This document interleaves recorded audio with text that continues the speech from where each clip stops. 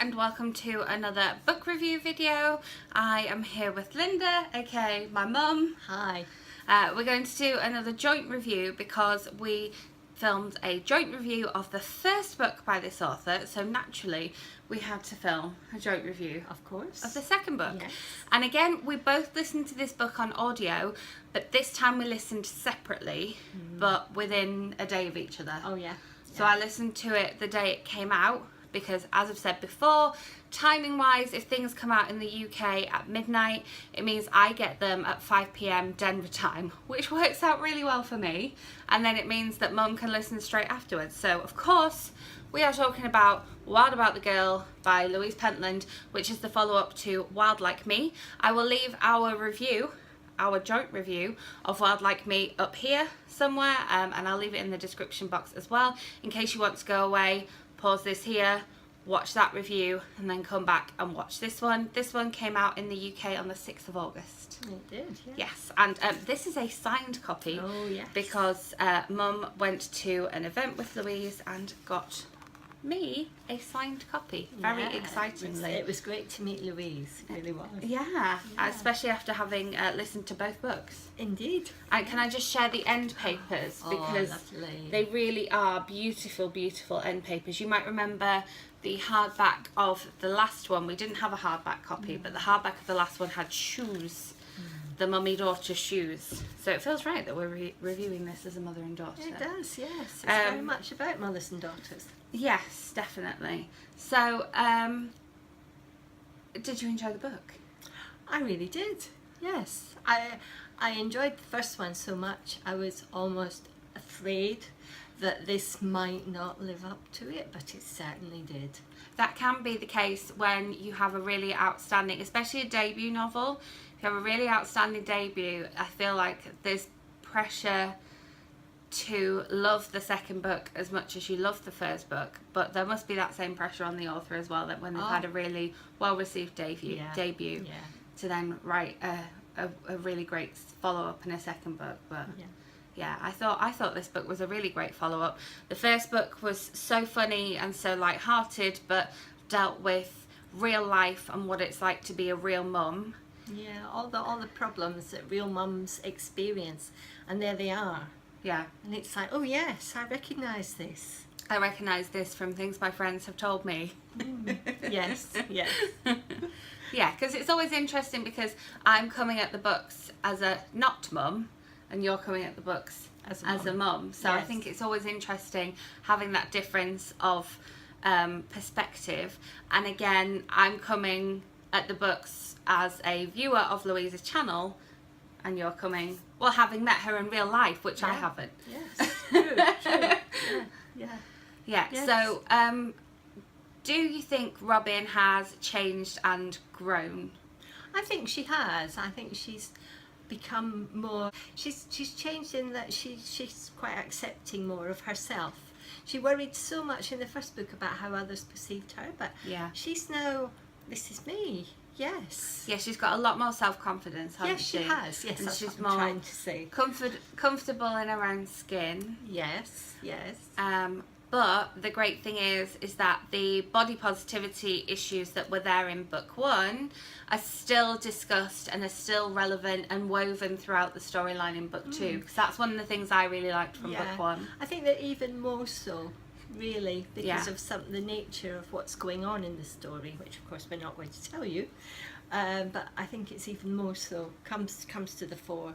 Yeah, well, I think we can talk about the fact that there is a photo shoot. Is it a photo shoot or a catwalk? Catwalk. A catwalk with some plus size models, and obviously plus size in the fashion industry is very much smaller than we might say plus size in actual plus size clothing is. But yeah, there's a whole storyline surrounding that, which again I thought was really great, and the fact that it's translated into the world of fashion and hair and makeup, because as you know, Robin is a fantastic makeup artist. Oh yes, yeah, she sounds great. Yeah. Yeah. And then of course we have Lila, who is obviously grown up a little bit in this book as well. Yes, that was interesting to see how she'd developed and really come a bit more, well, almost opinionated but still funny. Yeah. The things that she comes out with are still funny. Yeah, she definitely provided the kind of comedy timing in the first book, because obviously when you have a child character in a novel, I've said this in many reviews, they say what everyone else is thinking because they have no filter. They just come out and say it, and sometimes that is the best for the other characters and the best for the kind of summing up of storylines and things that have gone on. Yeah. It does say in the synopsis of this book that Lila has learnt some sort of negative views and opinions of people at school and has perhaps become a little less compliant. Yes, that's quite interesting to see, because again, that is real life. That's what happens. And the little girl that's like goes along and comes out with funny things is a bit more considering of what's going on around her, and really has her own judgment on things, which is again quite interesting, but very realistic. Yeah, definitely. And Auntie Kath is still in this novel, and she kind of has her own storyline going on in this one. Yes. Again, we're not giving any spoilers away, always spoiler free on this channel. But yeah, she has her own storyline and becomes a bit more of her own person, because I feel like in the first novel she was a bit of a comfort blanket and sort of ultimate saviour for Robin.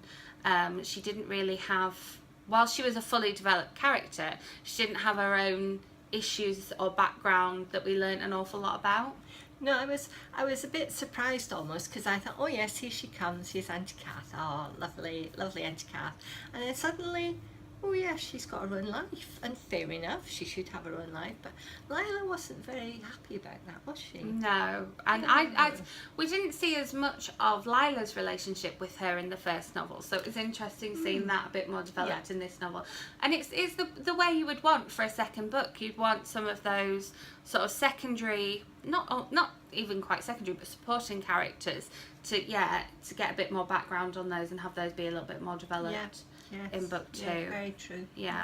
And then the storylines, we've mentioned that there's a storyline with plus size models, and we know from the synopsis of the book that obviously Robin is doing a little bit better in her job now and is trying to move on with things like that. But we also have some more serious storylines than those touched on in Wilde About Me. Yeah.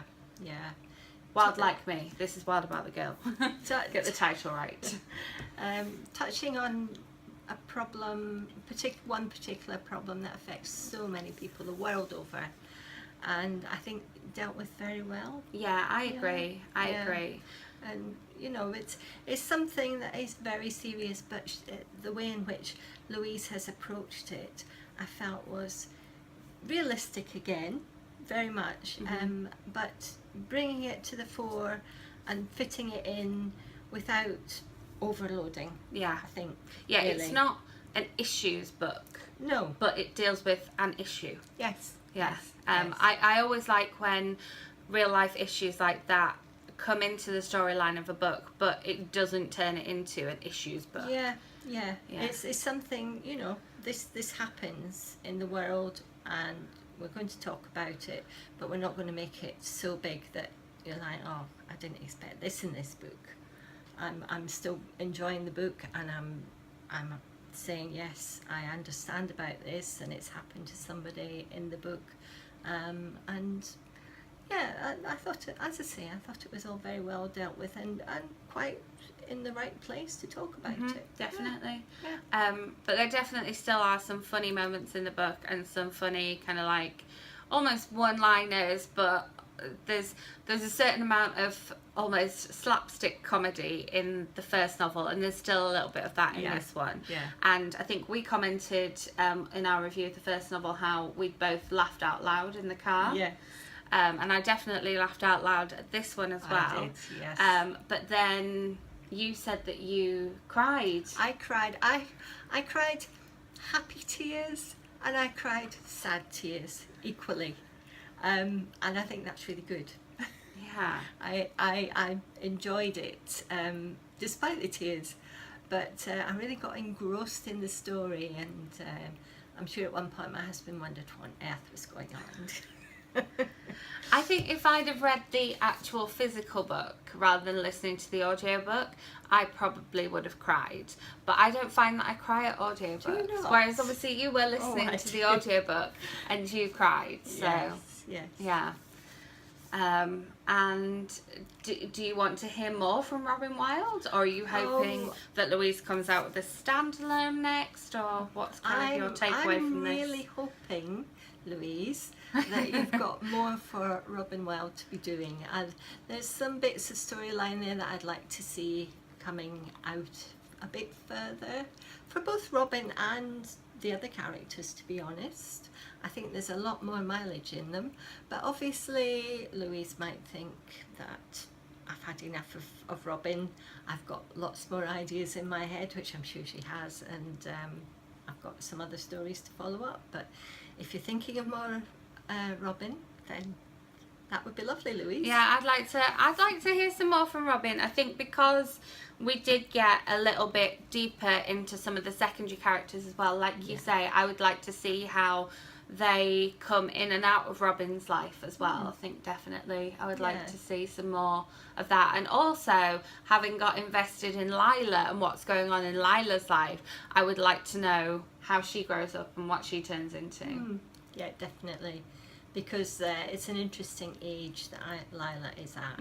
She could go one way or she could go the other. Yeah. And who knows where she might go. And as you say, there's other characters. Well, there's one in particular that I have in mind that I would like to see coming into Robin's life and staying there. Yeah. But I'll say no more than that. No, I think I probably know who you're talking about. Yeah. Okay, well, thank you very much for watching. I hope you've enjoyed this review. As I say, all the links will be in the description box below. And definitely I would read book 1 before reading book 2. If you're not planning on reading book 1, then you could read book 2.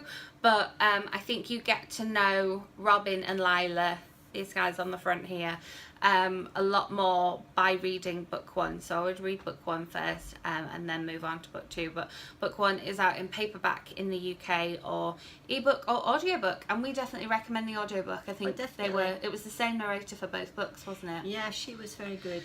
Yeah, yes. and we recommend, so you can always download 1 and 2 on audiobook and listen back to back, marathon them. I think you're very lucky in that you can listen to the first one and immediately listen to the second one, because at the end of the first one I was like, oh, I'd love to know what happened, and of course it wasn't possible then. No, now they're both out, you can listen to them back to back. Yeah. So yeah. I say thank you very much for watching. If you enjoyed this video, give it a thumbs up. Make sure you are subscribed so that my next video lands in your subscription feed. You never know who I'm going to be collaborating with next. That's right, yes. Never know who's going to pop up on this channel. I've had lots of people and guests on here recently. Well, thank you very much for having me. Always welcome. You're always welcome. Yeah, and I will see you with my next video. Bye then. Bye. Bye.